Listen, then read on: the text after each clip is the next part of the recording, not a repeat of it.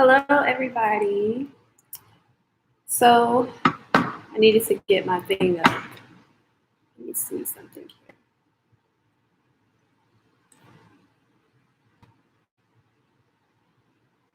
Okay.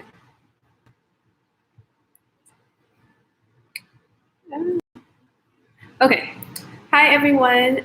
It's Jess. Today I'm going to be talking about whether or not IELTS psychology, if it's a good career field for yourself, um, and whether or not you should, pursue it or not. I've had some people kind of ask me about it, DM me some questions, whether or not it's for them and how to know if it's for them and such. So I just wanted to kind of keep that there. We'll kind of talk about it a little bit to know if it's kind of for you. And this is just 100% my opinion. And I'm going to be talking about it more so from because I want to go consulting and applied. So I'm going to be talking about a lot from an applied experience, but I'll try to incorporate some academic. I do have something to say on it. So there are things for it. So IELTS psychology is basically the scientific study of human behavior in the workplace and organizations. To me, I kind of just view it as problem solvers, at least in a sense of, consulting and such. When we're working with organizations, we're problem solving. We're helping people solve their issues and such. So, and it's an interdisciplinary field. It's it's a huge umbrella for industrial organizational psychology. Okay, you can go a lot of places with it. A lot of people go into HR. You can do internal consulting, external consulting. I already said like HR, nonprofit, all that type of stuff. Like there are a lot of things you can do with this degree. And the great thing about this degree is that you're trained on so many. So let me back up a little bit. Let me say, in this degree, we learn a lot about statistics. We learn a lot about research method. We're scientists in a sense that apply those methods to the workplace and such. And the good thing about that is you can take that skill and kind of go anywhere with it. And that's what makes IELTS psychology such a great field to be in, because it allows you to be flexible and go other places. I'm not sure like how management gets trained nowadays, management programs and all that. But one of the things that have always set us apart is that we have those skills and that we go forward with that. And by management, I know when you get to the PhD level, you learn that stuff because of research and that's something you have to know.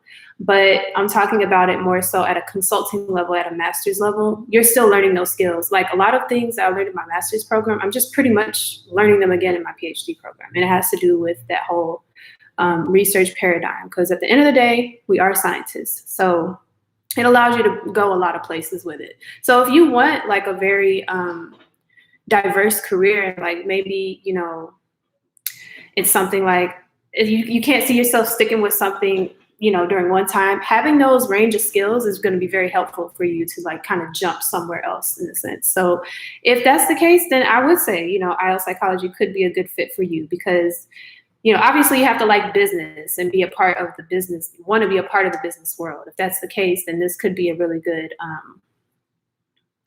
place for you.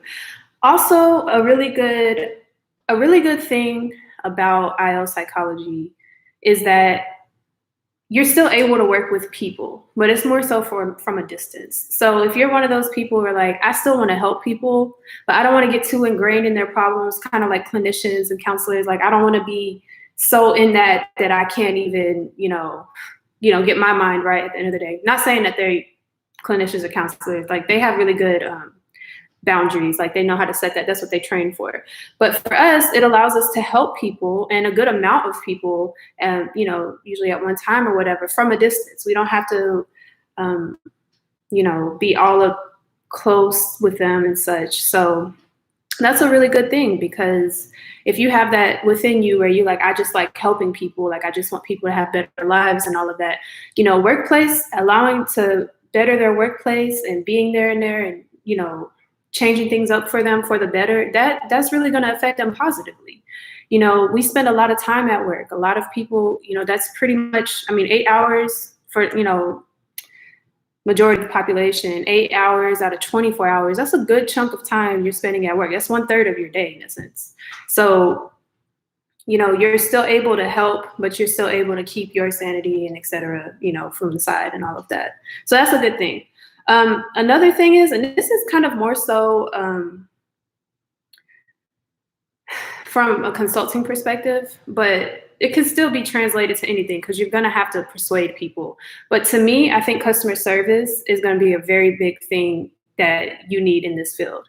And I would say, I say customer service, I say have a sales mindset, but I think it's that more so persuasion, because even if you aren't in external consulting, say you're in internal consulting or consultant, you have to still communicate with people as to why they need to do this within your organization. You have those connections, and you have to persuade managers sometimes. You have to persuade employees, like, come on, just something basic, like fill out the survey. It's important. We need you to do this. You need support for that. And in order to have support for that, you kind of have to have those skills of persuasion and know how to help people in that sense. Well, not help, but talk people, clearly say your point and why this is important, X, Y, and Z. And also, like, when you're dealing with other people, you kind of have to have that customer service. Like, you have to, I'm not saying be push over or anything of that nature, but you have to be, respectful. You have to be polite. You have to, make them feel like you have their best interest, which you should anyway. But, just things like that. So if you're one of those people, you love working with people, maybe you love selling, you love persuading, this is a field for you. This is a good field for you, because that's kind of a big thing. You kind of have to persuade people to get on board for your ideas. And that, for me personally, I really like that. I worked in customer service for a long time. I knew since 16, this is something I wanted to do. I just love connecting with people. And that kind of gets back into that very broad field. Like, if I love connecting with people, so I love, I would do good in like a variety of industries and I'm a very, just in general, curious person. And that's one of the, I forgot who said this, but it's like a top 10 attribute of a consultant, out of some article recently that I read.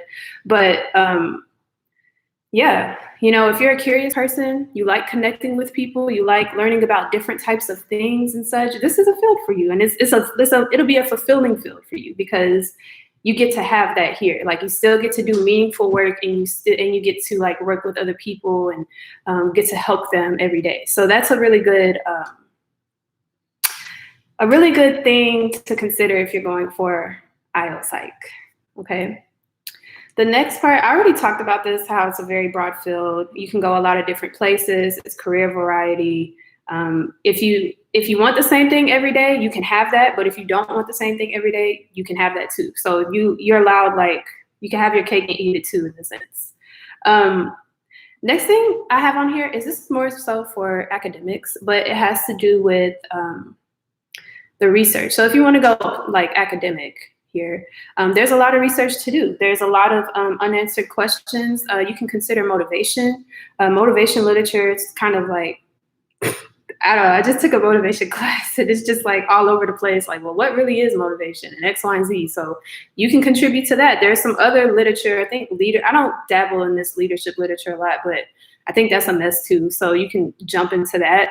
And, there's a lot of ways you can contribute. There's a lot of innovative research on the way. Myself, I look at skin tone and how that affects workplace. This is just on my research part, how that affects workplace outcomes. So that's something you could get into if you're into that. It's a lot of things you can think of that affects the workplace that haven't even been discovered yet, haven't even been talked about. So if you are looking to be an academic, this is a good way to do it. Okay. Things are always changing. And when things are always changing, that means the workplace is always going to be changing. You can even think about AI coming into the future. How is that going to affect jobs? How is that going to affect employee well-being and working, the interface of that, all of that? Like, that's all there that you can go for. And even now, like, considering the pandemic, like, what's going on with this? What's the aftermath of this, and X, Y, and Z? And my last point is, I think, and I've already said this, but you need to know like statistics and math. And I already kind of said that kind of gives you a competitive edge. Like, wherever you're going, you'll have a competitive edge in anything.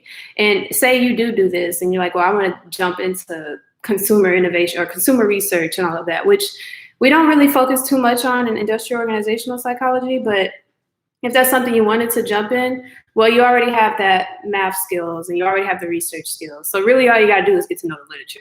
and then you're there. Boom, you can just easily translate into that. I don't know, like, I'm not gonna say easily, but you could probably easily translate into that. So I think, you know, IELTS psychology, if you like kind of just what I just said, if you're one of those people, you know, you like a variety, you want to do different things, and you like, you know, science and all of that, this is a good field for you. I will always say that. And I think the best thing, I won't say best thing, but one of the good things about this field, it is the highest paid branch of psychology, because we are working with businesses at the end of the day. So you will be getting paid. Like, if you know how to hustle, you know how to make your money, you will be getting paid. Sorry, I got a question. Is it important to learn R, SPSS, Python for consulting, or is that more for research? I would say a lot of organizations, from what I hear, are starting to use R. So I'm going to say you need to know R, because R is free. So that's why. And obviously you do need it for research. But yeah, and a part of that, like, if say you do go into like a consulting gig and you're analyzing data and all that, like, you're gonna need those resources. You could, I mean, SPSS, I think they still, a lot of graduate programs still teach that. A lot of graduate programs are teaching R now. I don't have much experience with Python. I haven't even used Python, so I don't know how important that is. But if you have that, that's always better. The more the merrier. That's always good to have. But R is definitely really important. SPSS, that's important too. You probably should be very familiar, because some people, I would say a lot of the older researchers, if you're in like grad school and you're, because I've had some professors say this to me, they're like, I'm not learning R. Like, I'm late in their career and all that. Like, I'm not learning that.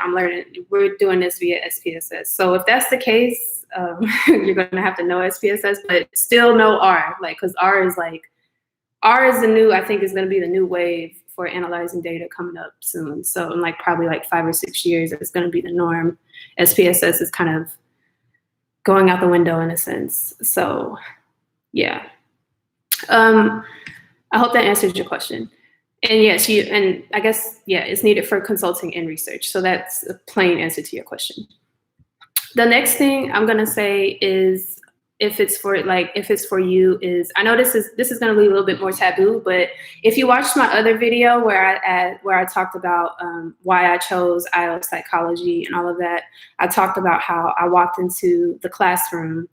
And it was like my first or second day when I was in there, I was like, okay, this is definitely what I want to do. Like, I just knew it like that. I would say you'll have a sixth sense about it. Like, you'll feel something.